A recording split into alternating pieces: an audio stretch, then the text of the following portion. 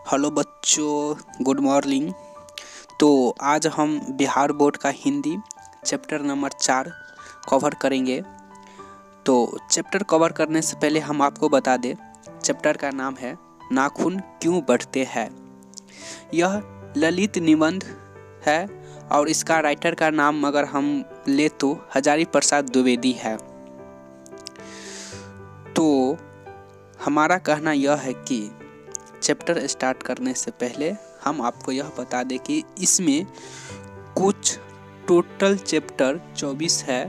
गद्य खंड 12 और काव्य खंड 12 दोनों मिलाकर 24 चैप्टर हो जाता है। जैसे कि आप लोग देख पा रहे होंगे स्क्रीन पर। तो आप यह चैप्टर का नाम एवं लेखक का नाम दोनों याद कर ले।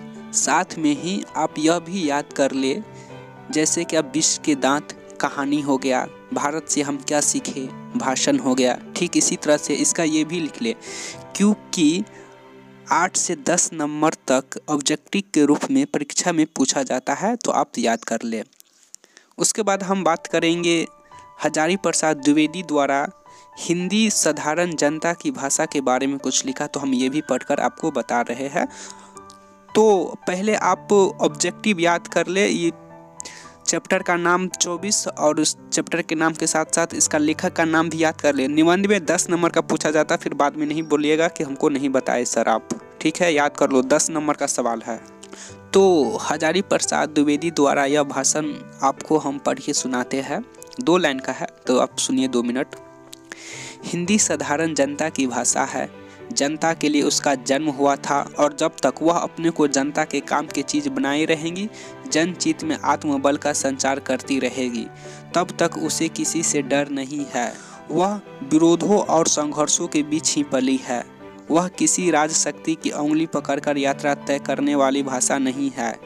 अपने आप ही भीतरी शक्ति से महत्वपूर्ण आसान अधिकार करने वाले अद्वितीय भाषा है। यह हजारी प्रसाद द्विवेदी द्वारा दिए गए हिंदी का भाषण है, जो कि यह परीक्षा में पूछा नहीं जाता है, लेकिन हमारा राष्ट्रीय भाषा हिंदी है, तो हिंदी के बारे में जानना बहुत जरूरी है। तो चैप्टर स्टार्ट करने से पहले हम आपको बता दें कि अगर आप अभी तक इससे पिछला लेसन अभी तक वॉइस रिकॉर्डिंग के रूप में नहीं सुने हैं, तो जाइए प्लेलिस्ट में और वहां से आप पूरा कवर करिए। और साथ में आपको ये भी बताया गया है कि VVI क्वेश्चन भी बताया गया है कि जो डायरेक्ट बोर्ड के माध्यम से पूछा जाता है। यानी कि हमारे कहने का मतलब हुआ कि आपको जो प्रश्न VVI क्वेश्चन जो बार बार दोहराया जाता है बोर्ड के परीक्षा में, वह सब कवर किया गया है। आप जाइए प्लेलिस्ट में, आपको सभी चैप्टर का VVI क्वेश्चन एवं ऑब्जेक्टिव एवं निबंध, यानी कि आपको हिंदी में 90 से 95 नंबर कैसे आया जाए सब बताया गया है। तब वहाँ जाके आप पूरे देख सकते हैं और आप पूरा चैप्टर यानी कि पूरा बुक भी कवर कर सकते हैं। और आपको बुक खरीदने की कोई ज़रूरत है ही नहीं।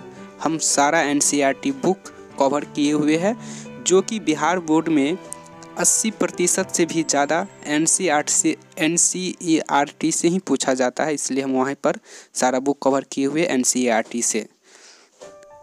तो चैप्टर स्टार्ट करने से पहले हजारी प्रसाद द्विवेदी का कुछ जान लेते हैं इसके बारे में, जो कि हजारी प्रसाद द्विवेदी लेखक है। नाखून क्यों बढ़ते हैं, इनका लेखक है हजारी प्रसाद द्विवेदी। तो इनके बारे में कुछ पहले जान लेते हैं, फिर हम चैप्टर स्टार्ट करते हैं। तो हजारी प्रसाद द्विवेदी के बारे में कुछ स्टार्ट करते हैं, जानने का प्रयास करते हैं। यानी कि आचार्य हजारी प्रसाद द्विवेदी का जन्म सन 1907 ईस्वी में आरत दुबे का छपरा बलिया उत्तर प्रदेश में हुआ। द्विवेदी जी का साहित्य कर्म भारतवर्ष के सांस्कृतिक इतिहास की रचनात्मक परिणत है। संस्कृत, प्राकृतिक, अपभ्रंश, बंगला आदि भाषाओं व उनके साहित्य के साथ इतिहास, संस्कृति, धर्म, दर्शन और आधुनिक ज्ञान विज्ञान की व्यापकता का गहनता में बैठकर उनका आघात पंडितीय नवीन मानवतावादी सर्जना और आलोचना की क्षमता लेकर प्रकट हुआ है। वे ज्ञान को बोध और पंडितीय की हृदयता में ढालबंद की शास्त्रीयता का संगम है। इस प्रकार उनमें से एक साथ कबीर, तुलसी और रविंद्रनाथ एकाकार हो उठते हैं। उनकी सांस्कृतिक दृष्टि अपूर्ण है। उनके अनुसार भारतीय संस्कृति किसी एक जाति की देन नहीं बल्कि समय समय पर उपस्थित अनेक जातियों के श्रेष्ठ संसाधनों के लवणनीय संयोग से विकसित हुई है। द्विवेदी जी का प्रमुख रचनाएं हैं अशोक के फूल, कल्पलता, विचार और वितर्क, कुटज, विचार प्रवाह, आलोक पर्व, प्राचीन भारत के कलात्मक विनोद, निबंध संग्रह, बाण भट्ट की आत्मकथा, चारु चंद्र लेख, पूर्णवा, अनाम दास का पोथा, उपन्यासाय, सूर साहित्य, कबीर, मध्यकालीन बोध का स्वरूप, नाथ संप्रदाय, कालिदास की लालित्य योजना, हिंदी साहित्य का आदिकाल, हिंदी साहित्य की भूमिका, हिंदी साहित्य, उद्भव और विकास, आलोचना साहित्य, इतिहास, संदेश राशक, पृथ्वीराज रासो, नाथ सिद्धों की बनिया, ग्रंथ संपादन, विश्व भारती, शांति निकेतन पत्रिका का संपादन। द्विवेदी जी को आलोक पर्व पर साहित्य अकादमी पुरस्कार, भारत सरकार द्वारा पद्म भूषण सम्मान एवं लखनऊ विश्वविद्यालय द्वारा डी.लिट की उपाधि मिली। वे काशी हिंदू विश्वविद्यालय, शांति निकेतन विश्वविद्यालय, चंडीगढ़ विश्वविद्यालय आदि में प्रोफेसर एवं प्रशासनिक पदों पर रहे। सन 1979 में दिल्ली में उनका निधन हो गया। हजारी प्रसाद द्विवेदी ग्रंथवाले से लिए गए प्रस्तुत निबंध में प्रख्यात लेखक और निबंधकार का मानववादी दृष्टिकोण प्रकट होता है। इस ललित निबंध में लेखक ने बार बार काटे जाने पर भी बढ़ जाने वाले नाखूनों के बहाने अत्यंत सहज शैली में सभ्यता और संस्कृति के विकास गाथा उद्घाटित कर दिखाई है। एक ओर नाखूनों का बढ़ना मनुष्य की आदिम पाशविक वृत्ति और संघर्ष चेतना का परिणाम है, तो दूसरी ओर उन्हें बार बार काटते रहना और अलंकृत करते रहना मनुष्य के शौर्य, विबोध और सांस्कृतिक चेतना को भी निरूपित करता है। लेखक ने नाखूनों के बहाने मनोरंजक शैली में मानव सत्य का निर्देशन शास्त्र का सफल प्रत्ययन किया है। यह निबंध नई पीढ़ी में सौंदर्य बोध, इतिहास चेतना और सांस्कृतिक आत्मनिर्भर भाव जगाता है। तो चैप्टर स्टार्ट करते हैं। नाखून क्यों बढ़ते हैं? बच्चे कभी कभी चक्कर में डाल देने वाले प्रश्न कर बैठते हैं।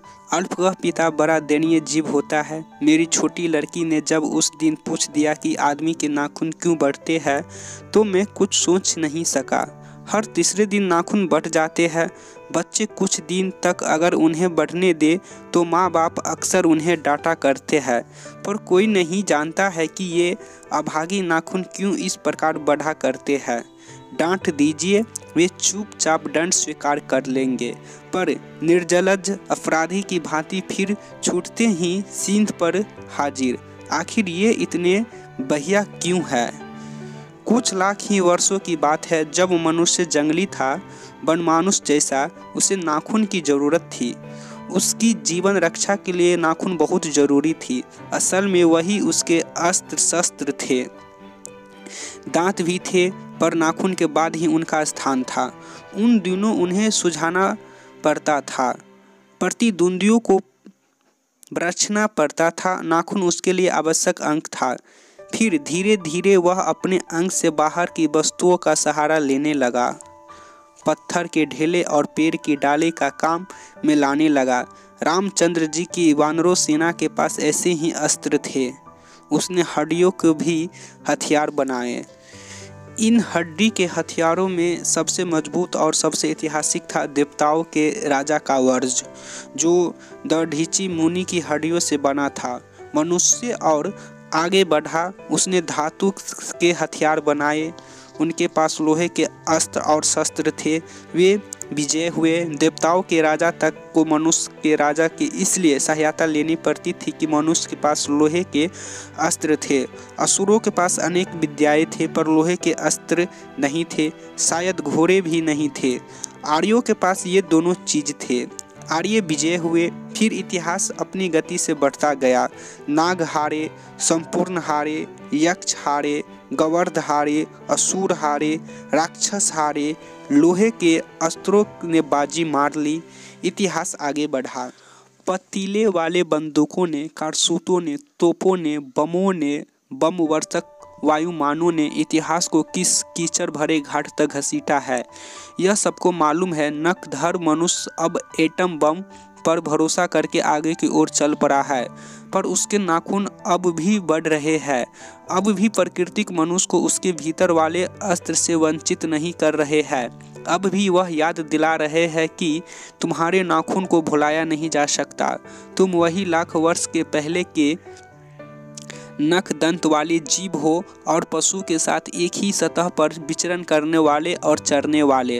अतः कि मैं यह सोचकर रह जाता हूँ कि मनुष्य आज अपने बच्चों को नाखून न काटने के लिए डांटता है। कुछ थोड़े लाख वर्ष पूर्व वह अपने बच्चों को नाखून नष्ट करने पर डांटता रहा होगा, लेकिन प्रकृति है कि वह अब भी नाखून को जिलाए जा रहे हैं और मनुष्य है कि वह अब भी उसे काटे जा रहा है। वे नख वक्त रोज बढ़ते हैं क्योंकि वे अंधे हैं, नहीं जानते हैं कि मनुष्य को इससे कोटि कोटि गुना शक्तिशाली अस्त्र मिल चुका है। मुझे ऐसा लगता है कि मनुष्य अब नाखून को नहीं चाहता, उसके भीतर बर्बर युग का कोई अवशेष रह जाए, यह उसे असहाय है। लेकिन यह भी कैसे कहूँ, नाखून काटने से क्या होता है? मनुष्य की बर्बरता घटी कहाँ है? वह तो बढ़ते ही जा रहे हैं। मनुष्य के इतिहास में हिरोशिमा का हत्याकांड बार बार थोड़े ही हुआ है, यह तो उसका नवीनतम रूप है। मैं मनुष्य के नाखून की ओर देखता हूँ तो कभी कभी निराश हो जाता हूँ। ये उसकी भयंकर पाशवी वृत्ति के जीवंत प्रतीक है। मनुष्य की पशुता को जितनी बार भी काट दो, वह मरना नहीं चाहते। कुछ हजार साल पहले मनुष्य ने नाखून को सुकुमार विनोदों के लिए उपयोग में लाना शुरू किया था। वात्स्ययन के काम सूत्र से पता चलता है कि आज से 2000 वर्ष पहले भारतवासी नाखूनों को जम के संवारता था। उनके काटने की कला काफ़ी मनोरंजक बताई गई है। त्रिकोण, वर्तुलाकार, चंद्राकार, दंतुल आदि विविध आकृतियों के नाखून उन दिनों विलासी नागरिकों के न जाने किस काम आया करते थे। उनको सिकथक यानी कि मोम और अलकतक यानी कि आलता से यत्नपूर्वक रगड़कर लाल और चिकना बनाया जाता था। गौड़ देश के लोग उन दिनों बड़े बड़े नखों को पसंद करते थे और दक्षिणात्य लोग छोटे नखों को। अपनी अपनी रुचि है, देश के भी और काल के भी। लेकिन समस्त अधोगामिनी वृत्तियों को और नीचे खींचने वाली वस्तुओं को भारतवर्ष में मनुष्य चित्त बनाया है, यह बात चाहूँ भी तो भूल नहीं सकता। मानव शरीर का अध्ययन करने वाले प्राणी विज्ञानों का निश्चित मत है कि मानव चित्त की भांति मानव शरीर में बहुत सी अभ्यास जन्य सहज वृत्तियाँ रह गई है। दीर्घकाल तक उनकी आवश्यकता रही है। एवं शरीर ने अपने भीतर एक ऐसा गुण पैदा कर लिया है कि वे वृत्तियाँ अनायास ही और शरीर में अनजाने में भी अपने आप काम करती है। नाखून का बढ़ना उनमें से एक है, केश का बढ़ना दूसरा, दांत का दोबारा उठना तीसरा, पलकों का गिरना चौथा। और असल में सहजात वृत्तियाँ अनजान स्मृतियों को ही कहते हैं। हमारी भाषा में इसकी उदाहरण मिलती है। अगर आदमी अपने शरीर की मन की ओर और वाक की ओर अनायास घटने वाली वृत्ति के विषय में विचार करे तो उसे अपनी वास्तविक प्रवृत्ति पहचानने में बहुत सहायता मिले। पर कौन सोचता है? सोचना तो क्या, उसे इतना भी पता नहीं चलता है कि उसके भीतर नख बढ़ा लेने की जो सहजात वृत्ति है वह उसकी पशु तब का परिणाम है। उन्हें काटने की जो प्रवृत्ति है वह उसकी मनुष्यता की निशानी है। और यद्यपि पशुत्व के चिन्ह उसके भीतर रह गए हैं, पर वह पशुत्व को छोड़ चुका है। पशु बनकर वह आगे नहीं बढ़ सकता, उसे कोई और रास्ता खोजना चाहिए। अस्त्र बढ़ाने की प्रवृत्ति मनुष्यता की विरोधिनी है। मेरा मन पूछता है, किस ओर मनुष्य किस ओर बढ़ रहा है, पशुता की ओर या मनुष्यता की ओर? अस्त्र बढ़ाने की ओर या अस्त्र काटने की ओर। मेरी निर्बोध बालिका ने मानो मनुष्य जाति से ही प्रश्न किया है, जानते हो नाखून क्यों बढ़ते हैं? यह हमारी पशुता के अवशेष है। मैं भी पूछता हूँ, जानते हो ये अस्त्र शस्त्र क्यों बढ़ रहे हैं? ये हमारे पशुता की निशानी है। भारतीय भाषाओं में प्रायः ही अंग्रेजी के इंडिपेंडेंस शब्द का समार्थक शब्द नहीं व्यवहित होता। 15 अगस्त को जब अंग्रेजी भाषा के पत्र इंडिपेंडेंस की घोषणा कर रहे थे, देसी भाषा के पत्र स्वाधीनता दिवस की चर्चा कर रही थी। इंडिपेंडेंस का अर्थ है अधीनता या किसी की अधीनता का अभाव, पर स्वाधीनता शब्द का अर्थ है अपने ही अधीन रहना। अंग्रेजी में कहना हो तो सेल्फ डिपेंडेंस कह सकते हैं। मैं कभी कभी सोचता हूँ कि इतने दिनों तक अंग्रेजी की अनुवर्तिता करने के बाद भी भारतवर्ष इंडिपेंडेंस को अधीनता क्यों नहीं कह सका। उसने अपनी आज़ादी जितने भी नामकरण किए, स्वतंत्रता, स्वराज्य, स्वाधीनता, उन सब में स्व का बंधन अवश्य रखा। यह क्या संयोग की बात है, या हमारी समूची परंपरा ही अनजाने में हमारी भाषा के द्वारा प्रकट होती रही है। मुझे प्राणी विज्ञानी की बात फिर याद आती है। सहजात वृत्ति अनजाने स्मृतियों का ही नाम है। स्वराज होने के बाद स्वभावतः हमारे ही नेता और विचारशील नागरिक सोचने लगे हैं कि इस देश को सच्चे अर्थ में सुखी कैसे बनाया जाए। हमारे देश के लोग पहले बार यह सब सोचने लगे हो, ऐसी बात नहीं है। हमारा इतिहास बहुत पुराना है। हमारे शास्त्रों में इस समस्या को नाना भाव और नाना पहलुओं से विचारा गया है। हम कोई नौसुखिए नहीं है जो रातों रात अनजान जंगल में पहुंचकर अर्चित छोड़ दिए गए हो। हमारी परंपरा महिया माही उत्तराधिकार विपुल और संस्कार उज्ज्वल है। हमारे अनजाने में भी ये बात एक खास दिशा में सोचने की प्रेरणा देती है। यह जरूर है कि परिस्थितियाँ बदल गई है, उपकरण नए हो गए हैं और उलझनों की मात्रा भी बहुत बढ़ गई है, पर मूल समस्याएं बहुत अधिक नहीं बदली है। भारतीय चित्त जो आज भी अधीनता के रूप में न सोचकर स्वाधीनता के रूप में सोचता है, वह हमारे दीर्घकालीन संस्कारों का फल है। वह स्वयं के बंधन को आसानी से छोड़ नहीं सकता। अपने आप पर अपने आप के द्वारा लगाया हुआ बंधन हमारी संस्कृति की बड़ी भारी विशेषता है। मैं ऐसा तो नहीं मानता कि जो कुछ हमारा पुराना है, जो कुछ हमारा विशेष है, उससे हम चिपटे ही रहे। पुराने का मोह सब समय वांछनीय ही नहीं होता। मेरे बच्चे को गोद में दबाए रहने वाले बंदरिया मनुष्य का आदर्श नहीं बन सकती, परंतु मैं ऐसा भी नहीं सोच सकता हूँ कि हम नए अनुसंधानता के नशे में चूर होकर अपना सर्वस्व खो दे। कालिदास ने कहा था कि सब पुराने अच्छे नहीं होते, सब नए खराब नहीं होते। भले लोग दोनों की जांच कर लेते, जो हितकर होता है उसे ग्रहण करते हैं और मूढ़ लोग दूसरे के इशारे पर भटकते रहते हैं। सो हमें परीक्षा करके हितकर बात सोच लेनी होगी, और अगर हमारे पूर्व संचित भंडार में वह हितकर वस्तु निकल आवे तो इससे बढ़कर और क्या हो सकता है।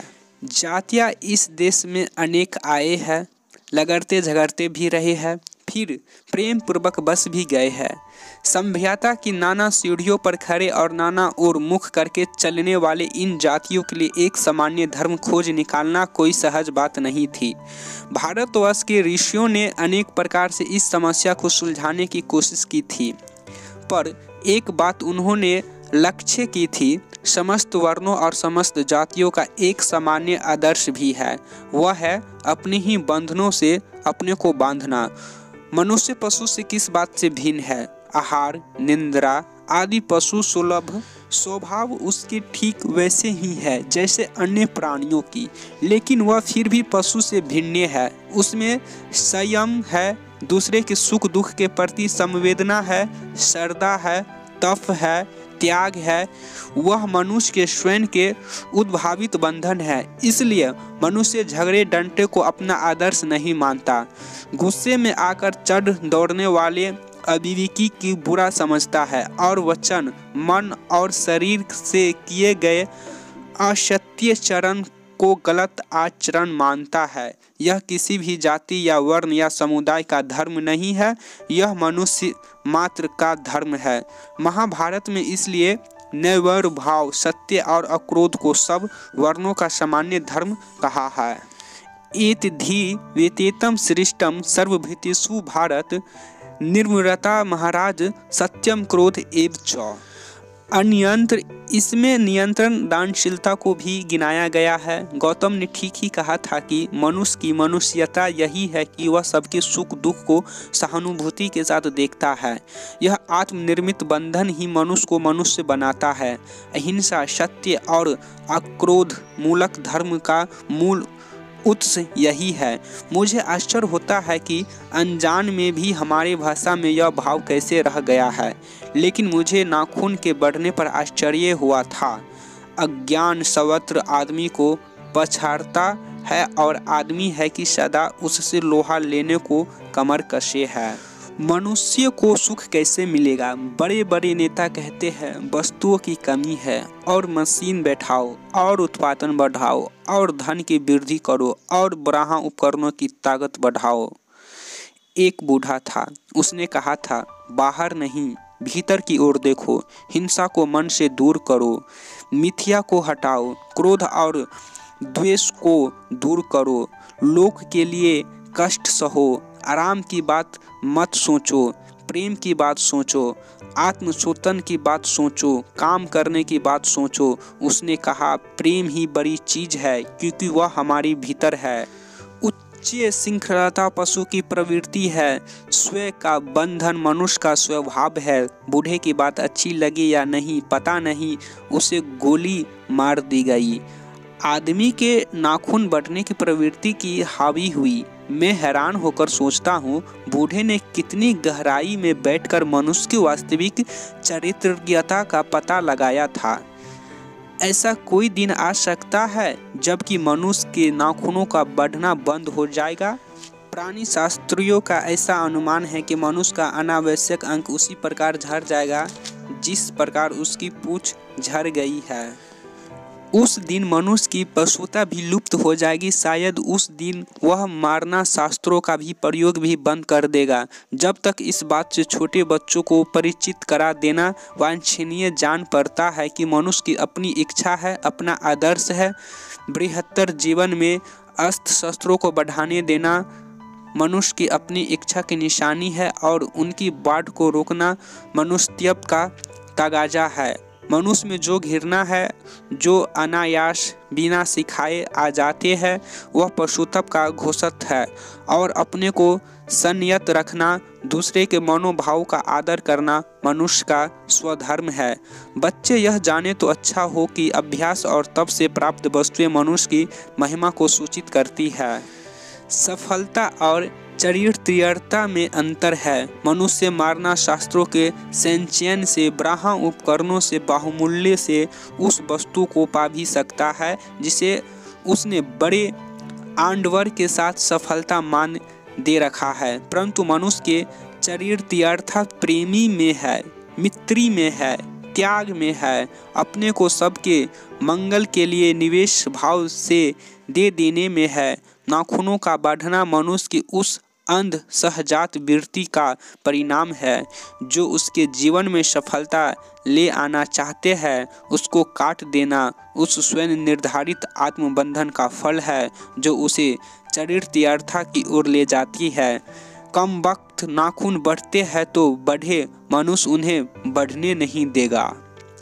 तो यह चैप्टर समाप्त हो गया। तो इससे आप क्या सीखे हमें कमेंट में बताइए और अपना राय भी कमेंट में लिखिए कि अगले आप कौन सी चैप्टर सुनना चाहेंगे वॉइस रिकॉर्डिंग के रूप में।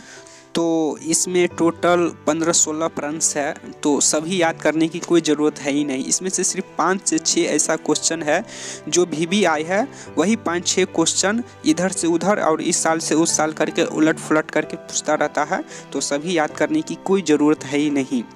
तो चलिए हम आपको बोर्ड के माध्यम से बता दें कि कौन सा क्वेश्चन याद करना है और कौन सा क्वेश्चन याद नहीं करना है। तो जैसे कि आप लोग देख पा रहे होंगे कि स्क्रीन पे ये टोटल क्वेश्चन 16 वो है।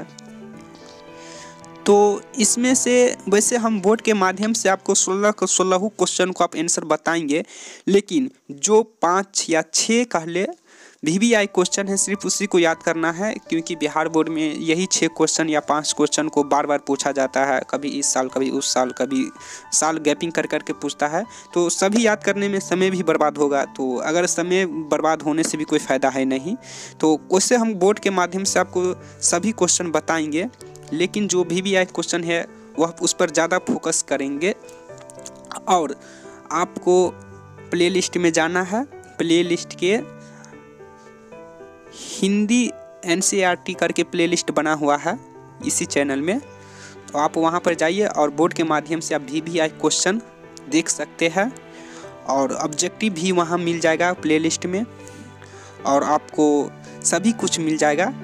तो फिर मिलते हैं नेक्स्ट वीडियो में।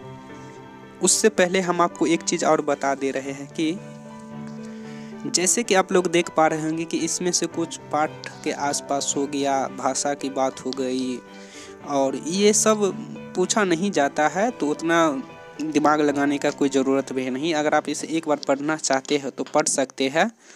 और आपको हम एक चीज़ बता दें, इसमें विलोम शब्द नीचे दिया गया है, वो भी कुछ 2 से 3 बार पढ़ ले और छोड़ दे, याद करने की कोई ज़रूरत है ही नहीं। उसके बाद शब्द निधि है, ये भी 2 से 3 बार पढ़ के छोड़ दे, याद करने की कोई ज़रूरत नहीं। टेंशन लेकर नहीं पढ़ना है, इंटरटेनमेंट में अच्छा नंबर आएगा, ये हमारा वादा है। सिर्फ आप हमारे साथ 6 से 7 महीना हमारे साथ बने रहिए, हम गारंटी लेते हैं आपको फर्स्ट डिवीज़न प्लस कराने की। और कम से कम आपको हम बता दें कि कम से कम आपको 5 से 6 घंटा पढ़ना पड़ेगा, 24 घंटा में मेहनत करना पड़ेगा बाबू, ऐसा हमारा मानना है। और आप लोग भी जानते ही होंगे कि कुछ पाने के लिए कुछ खोना पड़ता है, तो खोना वोना कुछ है नहीं, ठीक है। आपको सिर्फ मेहनत करना है, 5 से 6 घंटा पढ़ाई करना है। तो चलिए हम बोर्ड के माध्यम से आपको VBI क्वेश्चन बताते हैं, तो आप चैनल सब्सक्राइब कर लीजिएगा और प्ले लिस्ट में जाओ, और प्ले लिस्ट में आपको NCERT का जो भी बुक का जो क्वेश्चन आंसर VBI चाहिए सब अवेलेबल है। तो प्ले लिस्ट में जाइए, और अब जो भी चैप्टर का मान कि हर एक बुक कवर किया गया है, हर एक बुक का हर एक चैप्टर कवर किया गया है, और अलग अलग बुक को प्लेलिस्ट बनाया गया है। तो आपको बुक खरीदने की भी कोई ज़रूरत है नहीं, और बहाना बनाना छोड़ दो कि हमारे पास बुक नहीं है, वो नहीं है, आएगा तो होगा। अभी से आज से पढ़ना स्टार्ट करो, क्योंकि अच्छा नंबर लाना है तो अच्छा से मेहनत भी करना पड़ता है, जो हम साफ साफ कह दे रहे हैं। हम लोग बिहारी है, बिहारी अपनी ही भाषा में बात करते हैं, ये तो जानते ही हो। तो फिर मिलते हैं अगले चैप्टर में, जब तक के लिए जय हिंद, वंदे मातरम, भारत माता की जय।